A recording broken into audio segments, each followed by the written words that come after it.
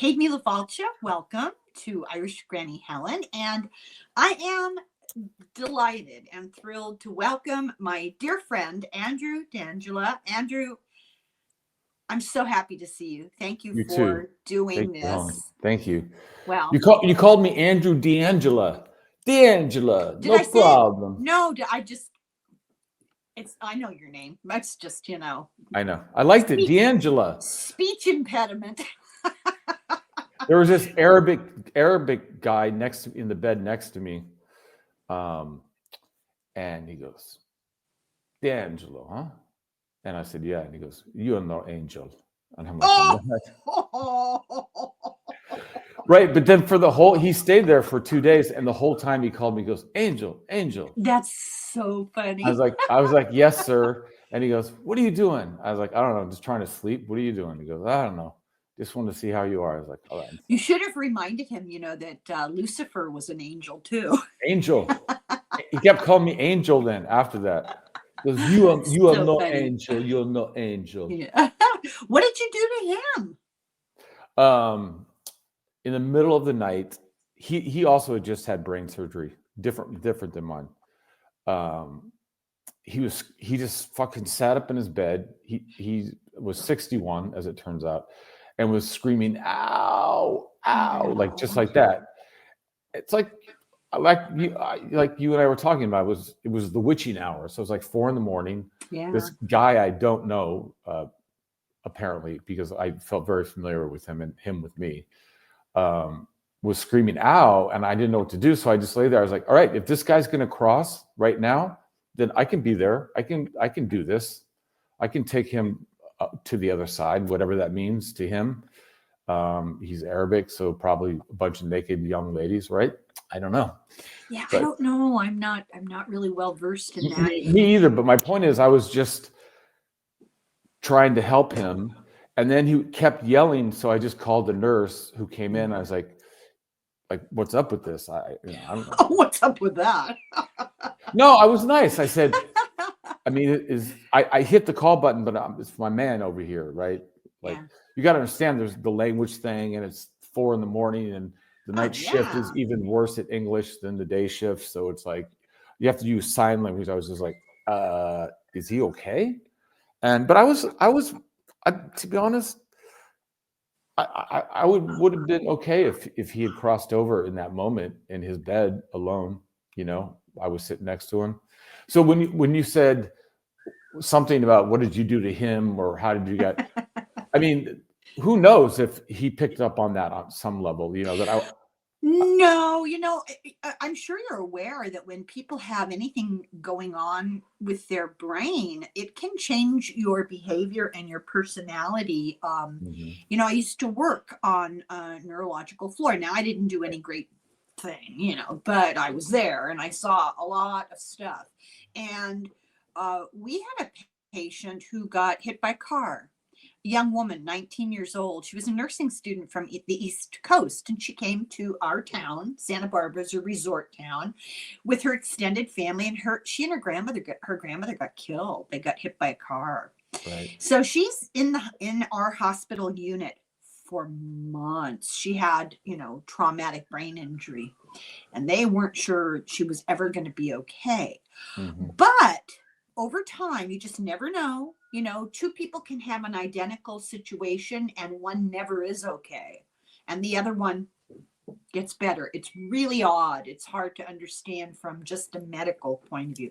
So she slowly starts to come back. She wakes up. She comes out of the coma. She starts to try to talk. It's a very slow, hard process, as I'm sure you know. So months and months go by. She's over here. They don't put her in rehab because she's medically fragile, right? Mm-hmm. And her mother was wonderful. Her mother stayed with her 24/7 for months. It was just incredible, the devotion. But the door was closed, and very conventional Catholic Italian family from the East Coast, right? Some of them even spoke Italian as well as English. So this girl, 19 years old, is swearing and blinding and carrying on at the top of her lungs, all the time. That's what happens to a lot of people when they get a head injury. They get belligerent and they physically act out and they're screaming and carrying on, and this Right. can go on for a long time. And months later, she got better. They sent her to rehab. She got better. She flew back to the East Coast. She went back into nursing school. About a year later, she came back to visit us. And she specifically came back to apologize. Really? Yeah. And, you don't need to apologize. That's part of the healing process. But Right. it was cute because she was really embarrassed when her mother told her the kind of things she said. So I want to hear from you. I want to hear about what you went through. So start where you feel comfortable and tell us how this all unfolded. People, by the way, were really rooting for you. I hope you could feel that. Yeah, I could feel it. Oh, good, good. I mean, yeah, that's a tough question. I assume most people already know I had brain cancer in 2008 as well, and 2 brain surgeries in 2008. So this is an occurrence that is called brain tumor recurrence, actually. So it's something that happens where these things come back after a number of years. But the biggest question I was getting from the doctors here in Germany is, well, why did you all of a sudden decide to get like an MRI, or why did you all of a sudden decide to go to a doctor, or why, what made you do it? I said, you know what? This is like, if I was in court, this wouldn't hold up, but it was just some kind of weird human intuition. I really have nothing. It was just kind of like, I think there's something wrong and I want to get it checked out. There were no lights on in the car, like change oil, or, battery low. There was none of that. It was just, And then about 3 months ago, just around Thanksgiving in America, I started getting these really violent headaches. And I think we got to change the definition of the word headache, because these were not just like, oh, I stayed up too late and I have a headache today, that kind of, or like my kids being a pain in the butt, so I have a headache. These were like, some motherfuckers, somebody's in my head. There's the brain injury, ladies and gentlemen. That's not me. That's my brain.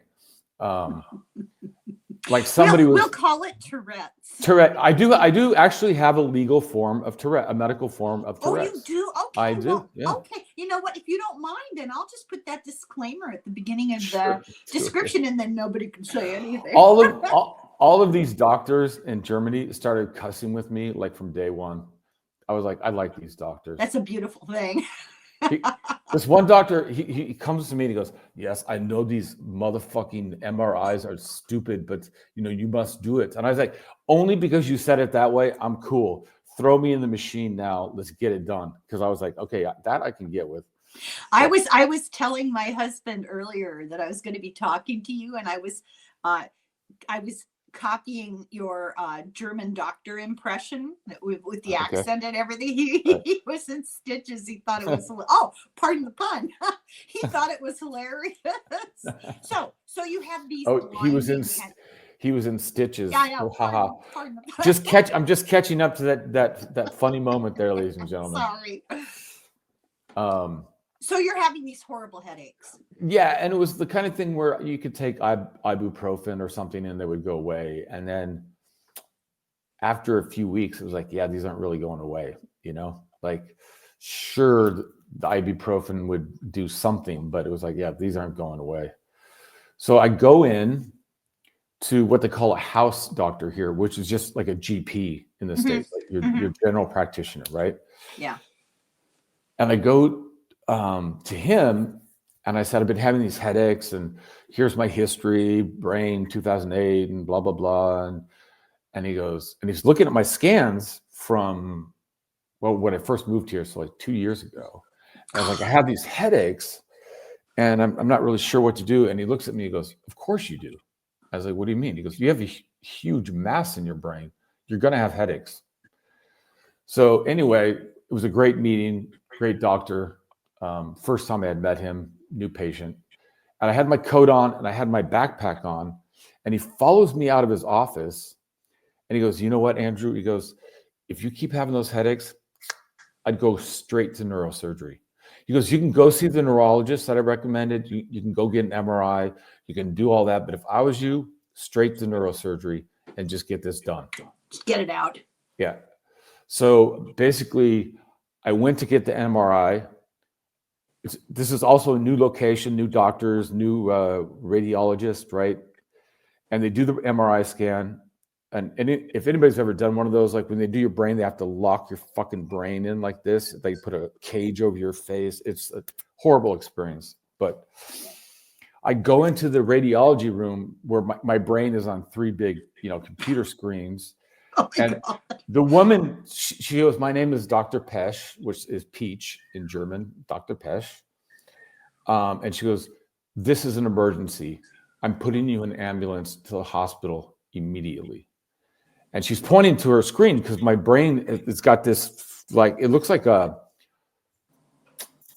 really looked like an alien. What we Like call, kind of an amoeba. yeah, pretty much.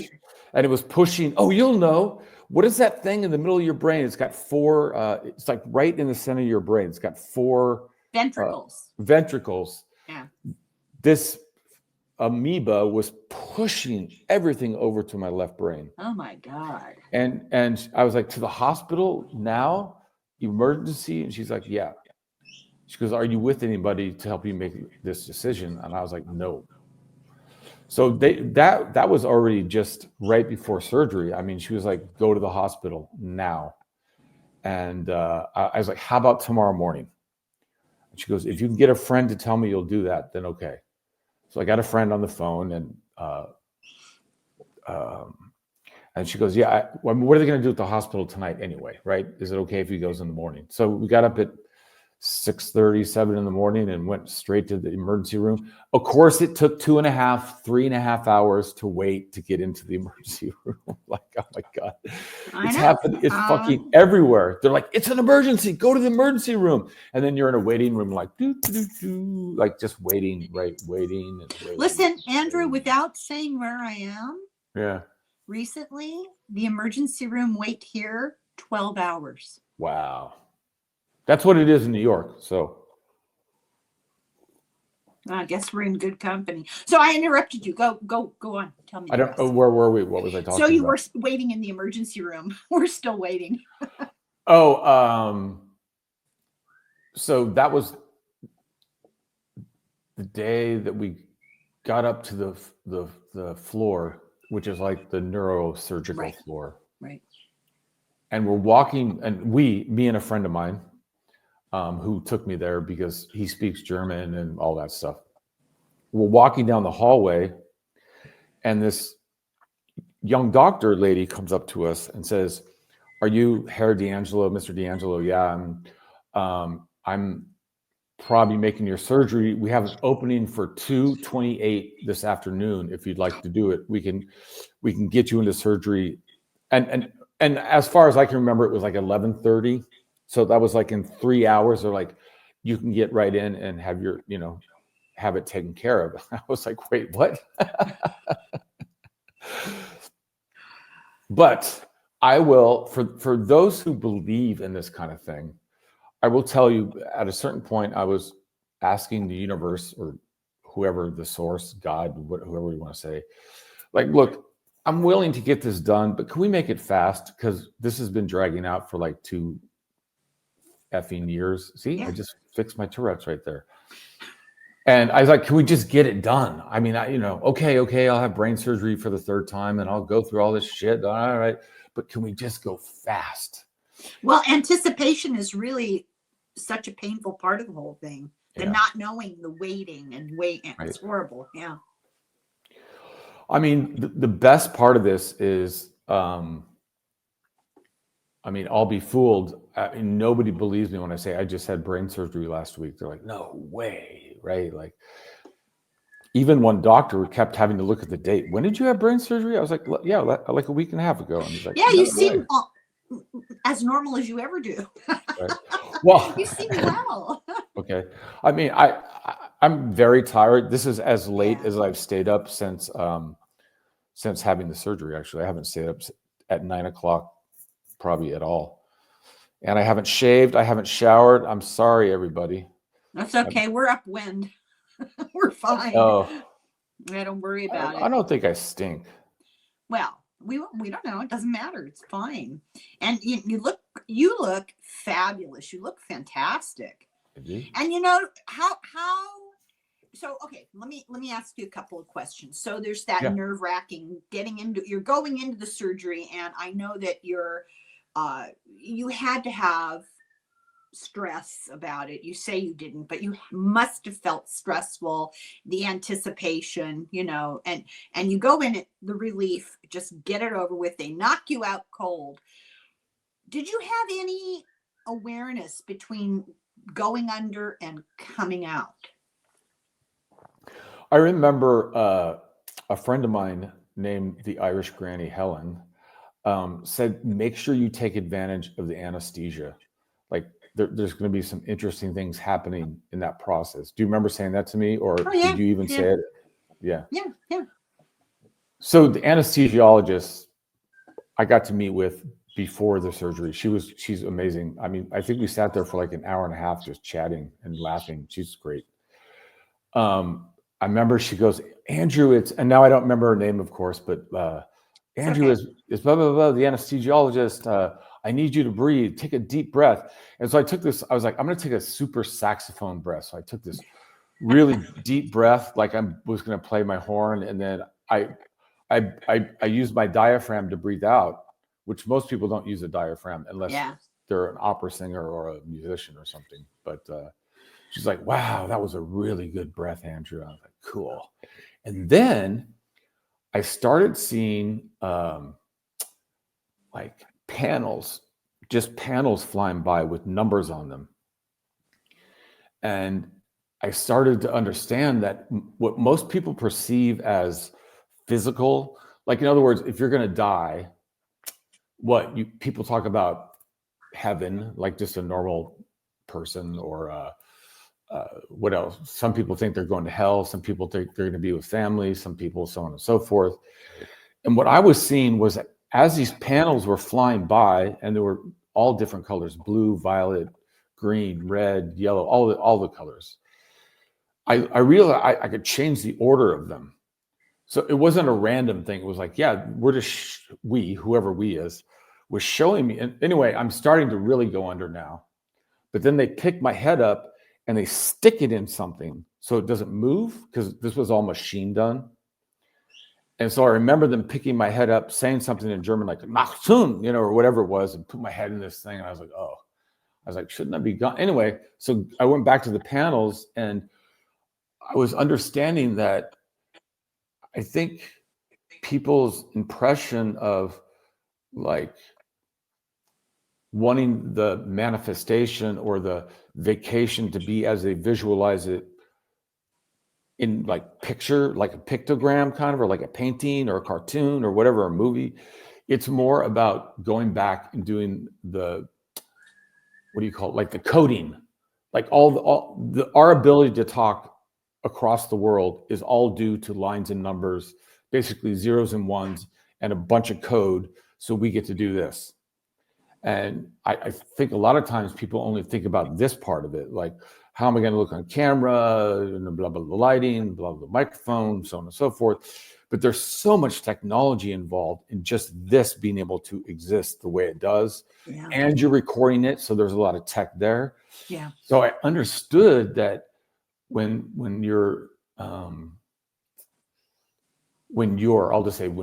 I am facing death, it's really my choice of how I experience it. That's what I'm trying to say. Like, it's not handed to you and like, this is the way you are going to go, and you're going to feel this way and that way. It's like, I felt like I had a choice. So I really I ran with the imagery. I dreamt about those. They were more like what do you call those? When you go to paint a room, you go buy those swatches. It was like a swatch. They were swatches. Like it would say 705 and then 507 and then 777 and then 162 and then all this stuff, all these numbers that I couldn't catch all of them. over all these colors. And then at the very end, it was like, what my version of heaven is, which is just warm. You're not necessarily naked, but you're kind of close to it. So it feels like you're naked, that kind of thing. And you're just really enjoying life in this very profound and relaxed way. And you're not doing interviews and making podcasts 24 hours a day. So let me ask you something. Yeah. Did you get the feeling that the way that you perceive, not you, but the way anybody would perceive this would be determined? It's their choice, but it's determined by how they've evolved, what they've learned, their karma, or is it an active choice in the moment? I mean, I'm gonna stick to my technology analogy because it's just what I can, like, missing half my brain. What I can focus on in this moment, which is at this point like very late for a guy like me who was in the hospital for so long. I'm just Yeah, we won't keep you. doing my best to hang in there. You do But as great. far as technology and what you asked, it'd be like me asking you, how come you don't know how to use your fucking microphone, Helen? Right? You know why? Because Is it not working? no. What I'm saying is, It's an example. it's an example of you're making the choice to not understand how that technology works. Therefore, sometimes it doesn't work and sometimes it does. That's all I'm saying. So Yeah. I can't force somebody to understand how much control they have over their existence if that's just not something they're interested in knowing. I mean, you can't. Oh yeah, I actually, that's a great point, because I can go back to what I was asking and tie what you just said into that, because yes, that's true. Sometimes it's willful ignorance, Yes. but also not having the opportunity to learn because you don't understand what you're being presented with. You need somebody to help you, and you haven't had that opportunity. You can't find somebody to really explain it on a level that you understand. So some people will make the choice, this is how they want to perceive things, and it's based purely on this is what they want. Right. For some people, they might make a different choice given the opportunity, but they don't have the tools. Right. I mean, I have a friend here who is 77, and we do lunch and we go shopping. We're very good friends. And she was telling the story. We're at a party here, and she's telling a story how one time she was stuck at the airport in New York and needed to catch her flight to Connecticut and was going to miss it. So she called a limousine and took a limo from JFK to Connecticut. This is not something that most people can even conceive of. Well, most people can't afford it. That's what I mean. And even at this party, I was like, Nina, you just told a story that like almost nobody you told it to could even conceive of. Oh, I missed my flight. I should probably call a limo. So my point is, some of this stuff is not even in the purview of a lot of people. You just made my point. Exactly. Yeah. And that's where I think your evolution, your spiritual evolution, your experience, past lives all come into play. Right.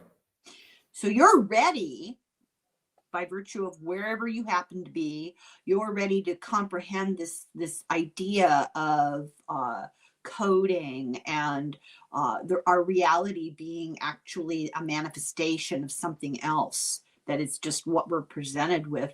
I have a hard time accepting that, because I don't want to believe that we're just some sort of computer program or something. That's very hard for me to accept. It is what it is. I hate that phrase, but in this case, it's appropriate. Whatever it is, it's out of my control. I can choose to reject the whole thing and just go about my business. I'm trying to understand it, and I'm hoping it's something else. Well, yeah, I don't know what the something else would be. For me, it's not really. I mean, especially with so much clarity through all of the things that I've just been through medically, it's like, I mean, a lot of what we experience is via perception. Yeah. Like fuck the spirituality part, new love, light, and peace, new age, whatever. Forget all that part. But a lot of what we experience is through our perception of that experience. Yeah. And Yeah. I mean, I asked the doctors at one point, I was like, can I just go outside for a second? And they're like, no, you must stay. And I was like, come on. So my nephew was in town, thankfully, and my younger brother was here with his son. And I was like, look, Max, you're going to take me outside. And he goes, oh, are you supposed to? I said, no, but I need somebody with me. And I know you're a young man and you're not cool with it, but I know if something happened, you're the guy I want with me because you're not going to boss me around. And this is after the surgery. Correct. Still in the hospital. 2 days, maybe 3 days after surgery. That's nice that they came, Andrew. Yeah, well, and this is, by the way, I mean, apparently for this particular surgery, I was pretty out of it for a while. So, but my brother said that I came out of the anesthesia and I was in my hospital bed and I was like, is that my brother? And my brother was not even in the room. He just said, is that my brother? I could feel him, man. I swear, God, with the white beard, that old man up there, I swear I could feel my brother. It was the weirdest thing. I was like, my brother's here? Holy shit. That's great. At that point, where was he in real life? I'm in the hospital bed, and apparently after my surgery or any brain surgery, they have to put that like kind of blanket, it's like a pyramid over you so the light doesn't shine in your face or your eyes because you're sensitive. So I just remember there being this like little slit in the blanket like that. And I was looking out and my brother said I looked like the Virgin Mary in this thing. So, but, yeah, because it kind of drapes. Yeah. And so he was out in the lobby, but I'm a loud talker. Folks. And he heard me say, is that my brother? But he hadn't been in the room yet. Like, there's no way I would have known he was there at all. You know, you're absolutely crushing your previous statement about new age love and light, and it's all sensory and material, and because you're picking up on his presence, right, in a completely different room. How do you suppose you do that when your five senses are not doing it? Aha. Well, I mean, I think that's the point, right? Yeah. I mean, is that it, you know, I couldn't see him. I couldn't feel him. I couldn't touch him. Yeah, not physically. Not physically at that moment, but I just knew he was there. It's weird. I don't remember it firsthand. My brother had to remind me. But and then I was stressed because we hadn't really talked in like 2 years. And so I was like, is this going to be a drag? And he's like, I'll come home with you and take care of you for a week. And I was like, oh. What? I just that touches my heart. I love it. There's so much dissension and disunity and art. You know, it's been hard. It's just nice to hear somebody reaching out and actually genuinely trying to help. You know, that's my heart good. So it's great.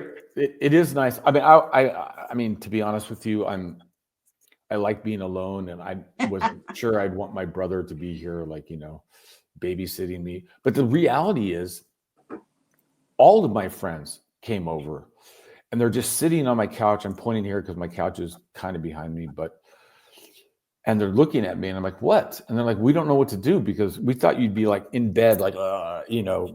Like with your brain like floating out of your head. Yeah, exactly. And instead, we're sitting there and we're just eating some food and chatting it up. And you seem fine. And they're like, we don't know what to do. And I said, I think you should all leave because I want to go to bed. And I think that's the best thing is to go to bed. And my friend, the Irish Granny Helen, was like, shouldn't you be sleeping? Doesn't it feel good to know that people love you and care about you? Yeah.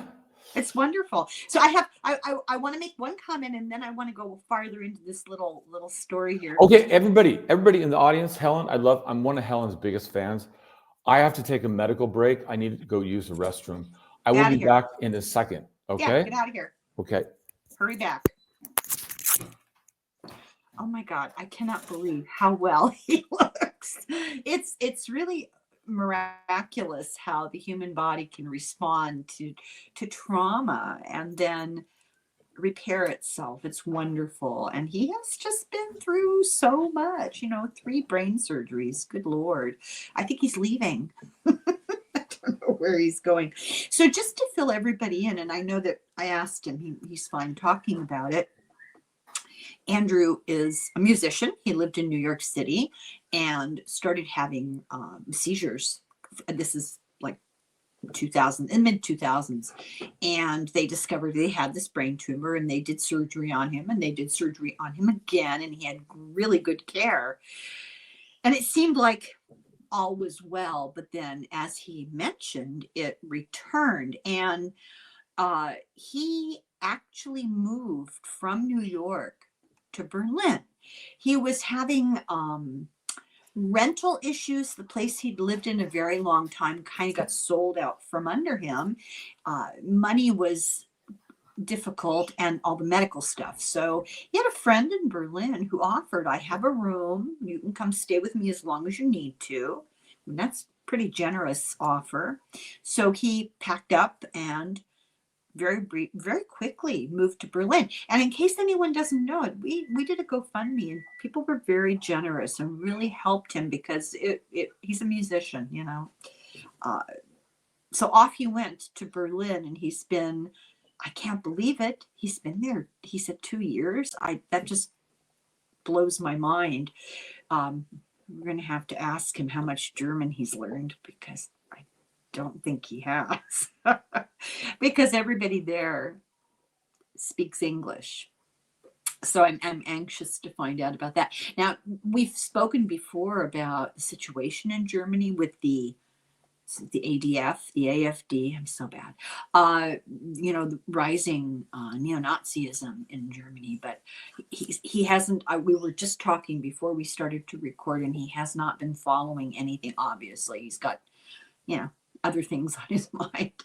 So we probably won't even get into that today. But his community of friends in Germany has been so supportive.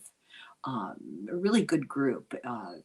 The friends are just, it's remarkable to me. And I think it says a lot about him as a person that people are so generous and willing to, really go the distance to accompany somebody hours in the car to the hospital for brain surgery. That's a good friend. And I really want to talk with him about that computer number thing that he described. I find that fascinating. Finally. All right. I have a question for you. I have a question for you. Where were we? Yes. When I say something about the computer type numbers that you were seeing, Mm-hmm. I've talked to several people, read a bunch of books about this, and it's a repeating experience that people have that get what they call downloads. Yeah, sure. Information downloads. that's Right. like computer numbers. And Yeah. I was wondering, do you feel like you were receiving information subconsciously? It's very possible. One of the things that's happened to me in the last 2 years, I would say, since I moved to Berlin, is that a lot of people say that is the gig I should be doing, is I should be helping people transition, because I understand it very well and I'm not afraid of it. I'm so not afraid to die. And I'll tell you something right now, universe, God, whoever, I'm not dying in a fucking hospital like that. No, I'm not. I mean, to be quite honest, I'd rather go down in a plane. I mean, I know that sounds crazy, but I don't want to be laying in a hospital in agony around people like. Oh, I think a lot of people feel that way. Yeah, Nobody wants a lingering death attached to equipment. And right, exactly. I had so many ports in my arms. It was like a Christmas tree. I had like 5 on this side, and probably 5 on that side. It was just like a not a port or IV, a bunch of IVs. Are you all black and blue? I was, but the track marks are gone. Yeah, you better wear long sleeves for a while so people don't get the wrong idea. Right? Well, yeah, I got the long sleeves on.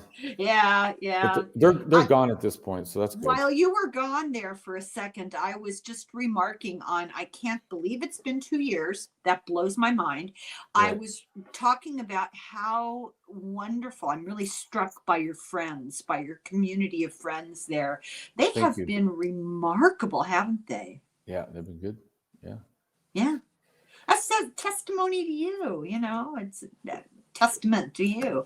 So we've done videos before about people who've had these experiences where they get computer information. It can only, you know, they'll see like a hologram all of a sudden. They'll see Right. all these combinations of numbers.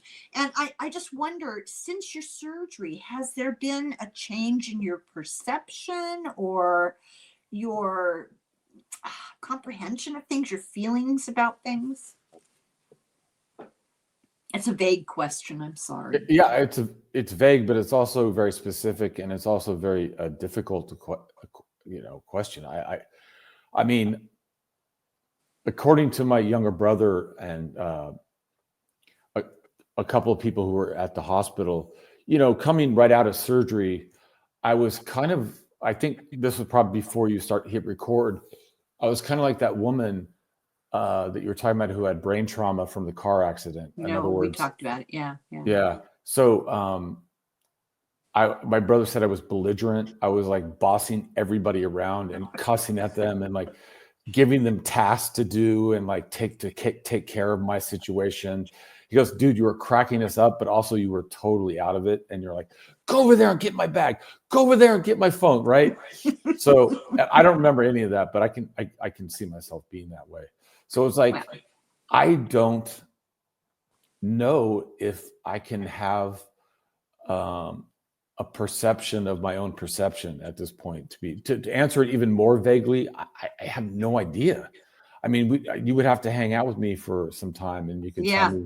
Well, I'll tell you, what's my going on. initial impression is that you actually seem much more relaxed. I don't know if you're just on drugs, yeah, but you seem much more relaxed, much more at peace. When I got home from the hospital, and like I said, my younger brother and my friends were sitting there, like looking at me, like we don't know what to do because you seem good. And they left, and then I went to bed, and I was thinking, fuck, I feel so much better than I did. Like I can't even explain it. It's like, I don't know if anybody's ever had a bad tooth and then you let it go and then all of a sudden you get it taken out or whatever. And then it's like, oh man, that thing was really bugging me. Does that make any sense to you, Helen? Oh yeah, I believe you're experiencing two things. You're experiencing that physical relief. Absolutely. I mean, it was pressing on your brain. Yeah. But you're also feeling, I think, that psychological and emotional relief of it's over. You've done it. Right. You know, makes a difference. It's hard to live with that. That anticipation is really bad. Let me give you an example. And I think this is something that most people in my age group can relate to. You know, the regular preventative colonoscopy. Right. And everybody is like, oh God, and the prep is so bad and it's so terrible. It's such a relief when it's over. Right. You know, you just know, oh, I don't have to think about that. It's kind of like that, you know, It's just being done with this thing hanging over you. And for you, literally, it was hanging over your head, literally, right? Yeah, literally. Yeah. Yeah, yeah. What you said about people telling you that you seem to have a calling to maybe guide or accompany people on their final journey, you know, into dying. Yeah, to think about that. Yeah, I mean, it was actually you and what's her name, Marina? Does that sound right? Mm-hmm. Marina Shelton? I don't know. You guys have just talked to each other on shows. Yeah, and Marina like from that. Canada, who's still speaking to me, even though Even though what? Even though the United States is trying to make Canada its state. Oh, we joke about it all the time. It's pathetic. But anyway, yeah, Marina's wonderful. I think it was her or you who said it, and the thing is, I was telling my friends, because by the way, if you've ever been in a hospital bed and the way people look at you is a big deal, because sometimes they're like, "Whoa, fuck," right? Like, whoa. It's really embarrassing to have people Yeah. standing around in a circle around a hospital that's staring at you. It's disconcerting. Yes. So yeah, and they're staring at you, but it's how they're staring at you. So it's like, are they like, or he's gonna be fine, or like, oh shit, right? With So, this look of dread. right. So I just kind of started putting on a show, and I was like, I just want to kind of become the celebrity of this floor of this hospital. So I just started walking around, talking to everybody, making jokes, and just being a goofball. Well, I'll tell you a little secret. Hospital staff loves that. They love when patients become human, because it's very easy. It's another patient, and you care, and you try to help people on an individual basis, but they never become who they are as a person totally. Do you know what I mean? Yeah, because they even come in the hospital room and they're looking at the number and barcode and the name on the bed. Like, they don't know who the fuck Joe, well, because they or whatever. probably have 30 other patients they're trying to take care of. At It's least, ridiculous. I would say at least, yeah. So when you personalize yourself by being who you really are, and you treat them like you would acquaintances, it makes a huge difference. They really relate. I just remember, I remember people that I took care of 45 years ago. Right. Wow. Because, and they stand out because they were individuals. Right. They love that. Well, Andrew, we're just really happy and so relieved for you. I'm so relieved that it has turned out as well as it has, and you're going to keep us updated. Yes. Yeah. Yeah. So when you were gone, I was making fun of you for not learning German. Oh, ich spreche Deutsch. You do? Yeah. Last time I talked to you, you told me you didn't. Ich lerne Deutsch. I've been practicing. Yes. Oh, I'm so happy. It's good. It sounds very good. Yeah. I mean, I can fly around the room, but I can't have a heavy conversation in German. But well, yeah, I've been practicing. So, and then in the hospital, I mean, like, you got to know German or you're not going to know what the hell they're talking about. So it was kind of like do or die in the hospital, if you know what I mean. Yeah. Yeah. But I mean, I'll try to keep people updated. I mean, I don't really even know what that means, because this is like one of like so many people that are asking me like, what's up? And like, we'll talk. Yeah. And when it's important, I'll tell you at the very least, so you'll know. Thank you.